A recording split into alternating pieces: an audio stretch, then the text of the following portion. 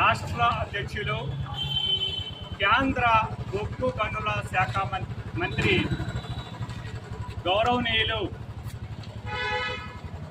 శ్రీ గంగాపురం కిషన్ రెడ్డి గారు, అలాగే Bharatiya Janata party SC Morcha రాష్ట్ర అధ్యక్షులు వడ్డన్నపేట మాజీ ఎమ్మెల్యే గౌరవనీయులు గుడ్డేటి శ్రీధర్ గారు వారి యొక్క ఆదేశాల ప్రకారం తెలంగాణ రాష్ట్రంలో ఉన్నటువంటి అన్ని ఎంఆర్ఓ కార్యాలయాల్లో 3 రోజుల పాటు అంటే 5, 6, 7 తారీఖుల్లో ప్రతి తహసీల్దార్ ఆఫీసు వద్ద ధర్నాను నిర్వహించి వినతి పత్రం సమర్పించాలి అనే ఆదేశాలు జారీ చేసినందువల్ల మరి ఈ యొక్క కార్యక్రమం నిర్వహించడం జరుగుతూ ఉంది.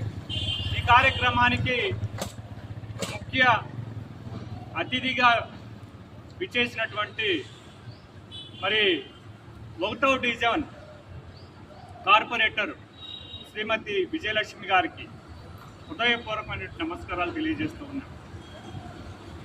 వారు నిజాంపేట కార్పొరేషన్ మొట్టమొదటి బీజేపీ ప్రజాప్రతినిధి. అందు గురించి చాలా సంతోషం వ్యక్తం చేస్తున్నాం.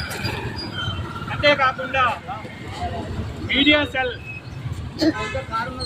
కన్వీనరు కళ్యాణ్ బాబు గారికి, కో కన్వీనరు సుమన్ రావు గారికి, అదేవిధంగా పెద్దలు నరసింహ అన్నగారికి, అలాగే బీజేపీ బాచుపల్లి అధ్యక్షులు ప్రసాద్ రాజు గారికి, అదేవిధంగా ప్రగతి నగర్ బీజేపీ అధ్యక్షులు నరేంద్ర చౌదరి గారికి, మరి రవి యాదవ్ గారికి, మరి సుధాకర్ అన్న గారికి, మిగిలిన ప్రతి ఒక్కరికి కూడా, అశోక్ గారికి, ఎస్సీ మోర్చా బాచుపల్లి అధ్యక్షులు దినేష్ గారికి హృదయపూర్వకమైనటువంటి శుభాకాంక్షలు అలాగే స్వాగతం తెలియజేస్తూ ఉన్నా.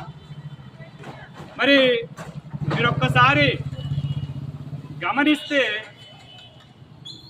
కాంగ్రెస్ పాలన ఏ విధంగా ఉంది అంటే,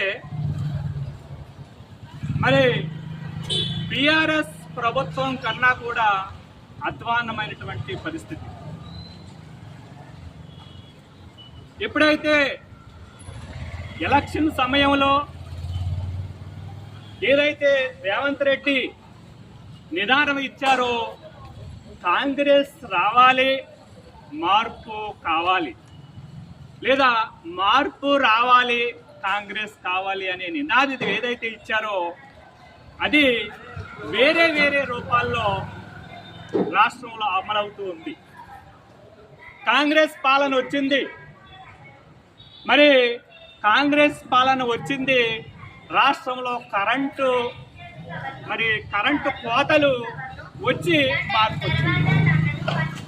కాంగ్రెస్ పాలన వచ్చింది, రాష్ట్రంలో శాంతి భద్రతలు పూర్తిగా విచ్ఛిన్నం అయిపోయినటువంటి పరిస్థితి. ఆ విధంగా మార్పు వచ్చింది. కాంగ్రెస్ ప్రభుత్వం వచ్చింది, మహిళలు బాలికల మీద అనేకమైనటువంటి అత్యాచారాలు జరుగుతున్నటువంటి పరిస్థితి. ఈ విషయంలో మార్పు వచ్చింది.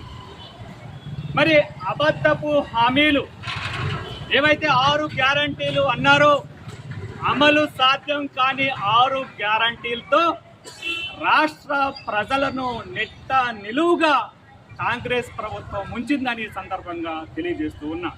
ముఖ్యంగా ఏదైతే ఆగస్టు 28వ తేదీన ఎన్నికల ప్రచార సభలో ఏదైతే వారు ప్రజా గర్జన సభని పెట్టుకున్నారో పేరు, ఆ సభలో ఏదైతే రేవంత్ రెడ్డి సాక్షాత్తు ఏఐసిసి ప్రెసిడెంట్ ఎవరైతే ఉన్నారో మల్లికార్జున ఖర్గే వారి యొక్క సమస్యలో ప్రకటించినటువంటి ఎస్సీ డిక్లరేషన్ను ఎందుకు 8 మాసాలైనా అమలు చేయట్లేదు అని మరి Bharatiya Janata party SC మోర్చాగా demand చేస్తూ ఉన్నాం, ప్రశ్నిస్తూ ఉన్నాం. మరి ఎందుకు ఆ రోజు మీరు అట్టహాసంగా ఎస్సీ డిక్లరేషన్ను ప్రకటించారు. అందులో ఉన్నటువంటి ముఖ్యమైన విషయాలు 12. ఆ 12 అంశాల్ని ఎందుకు మీరు మరి ప్రభుత్వం ఏర్పాటు చేసి 8 మాసాలైనా అమలు చేయట్లేదు?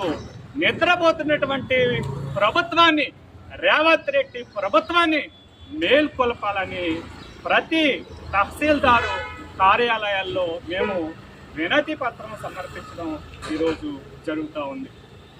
ఒకసారి గమనిస్తే వారు ప్రకటించినటువంటి డిక్లరేషన్, దళిత బంధులో కేసీఆర్ మరి 10 లక్షలు ఇస్తున్నాడు. మరి కొంతమందికి అది వస్తుంది, కానీ 10 లక్షలు సరిపోదు. 12 లక్షల రూపాయలు ప్రతి దళిత కుటుంబానికి మేము కాంగ్రెస్ ప్రభుత్వం అధికారంలోనికి వచ్చిన వెంటనే ఇస్తామని చెప్పినటువంటి వ్యక్తి మరి రేవంత్ రెడ్డి ఏమైపోయారు? ఎందుకు దాన్ని అమలు చేయట్లేదు అని ప్రశ్నిస్తూ ఉన్నాం.